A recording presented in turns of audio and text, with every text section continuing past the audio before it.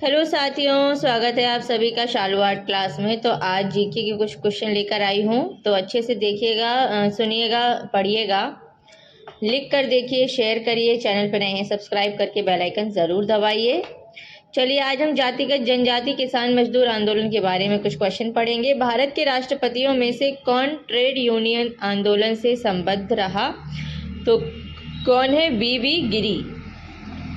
अगला प्रश्न है, वल्लभ भाई पटेल को सरदार की उपाधि उनकी कुशल संगठन क्षमता के कारण किस आंदोलन के दौरान दी गई थी? तो बारदोली सत्याग्रह में। अगला प्रश्न है, बारदोली सत्याग्रह 1928 का नेतृत्व किसने किया? तो वल्लभ भाई पटेल ने। अगला प्रश्न है, किस वायसराय के शासनकाल में पहला फैक्ट्री अधिनियम पारित किया गया? तो लॉर्ड रिपन के।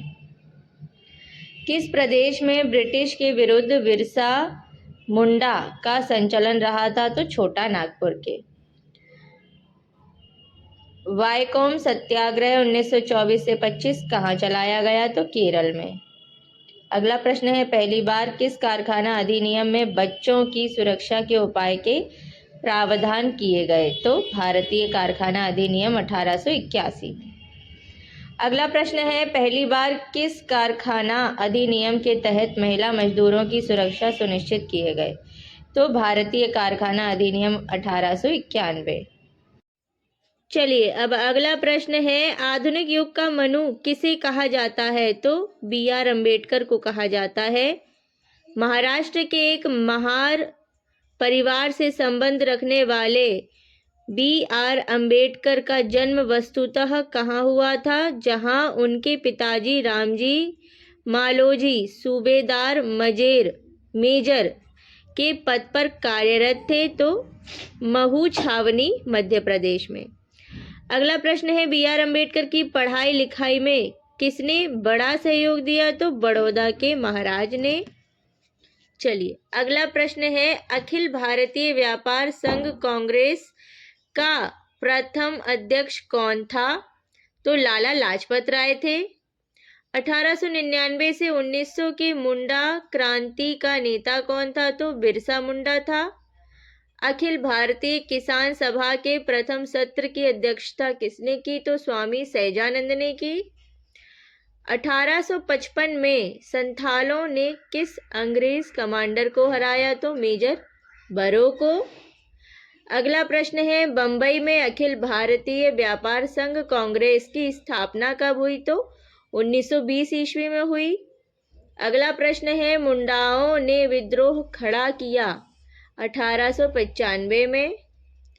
अगला प्रश्न है, ट्रेड यूनियन आंदोलन के क्रांतिकारी चरण का समय था 1926 से 39।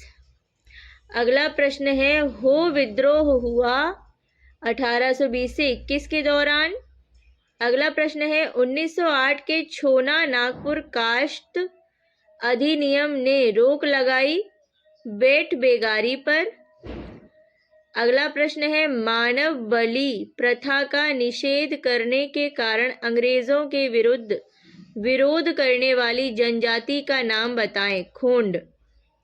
कौन सी जनजाति है? खोंड। अगला प्रश्न है, कम्युनिस्ट इंटरनेशनल का सदस्य बनने वाला पहला भारतीय कौन था? M.N. राय था। अगला प्रश्न है, एकत्र हुए भारतीयों के समूह के मुखिया थे? M.N. राय। अगला प्रश्न है, कौन फरवरी 1918 में स्थापित यूपी किसान सभा की स्थापना से संबद्ध नहीं हुआ? संबद्ध नहीं था। कौन नहीं था? जवाहरलाल नेहरू।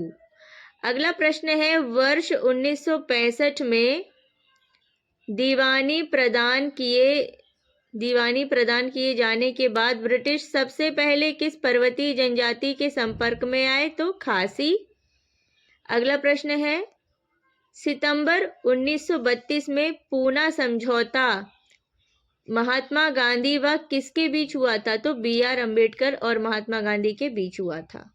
अगला प्रश्न है, विशुद्ध गांधीवादी तरीके से लड़ा गया पहला आदिवासी अहिंसक विद्रोह था?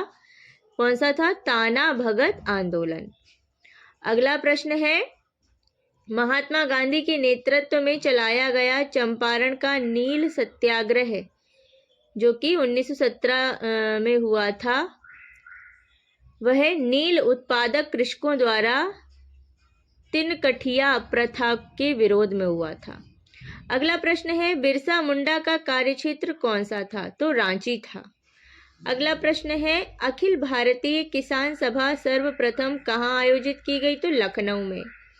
अगला प्रश्न है, किसके द्वारा मंदिरों में प्रवेश के अधिकार की मांग की प्रस्तुति के कारण 1899 में तिरुनेवल्ली में भयंकर दंगे हुए थे? तो नाडार में हुए थे। ठीक है, अब बताएं। अगला प्रश्न है, महाराष्ट्र में रामोसी कृषक जत्था किसने स्थापित की थी? तो वासुदेव बलवंत फड़के ने।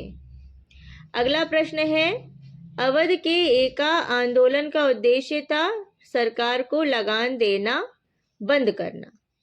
अगला प्रश्न है, नाई धोबी बंद सामाजिक बहिष्कार का एक रूप था जो 1919 में किसानों द्वारा प्रतापगढ़ जिले में चलाया गया था।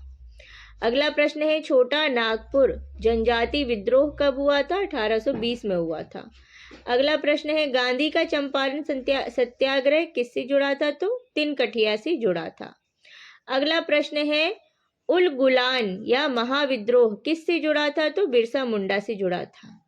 अगला प्रश्न है, खैरवार आदिवासी आंदोलन कब हुआ? तो 1874 ईस्वी में हुआ।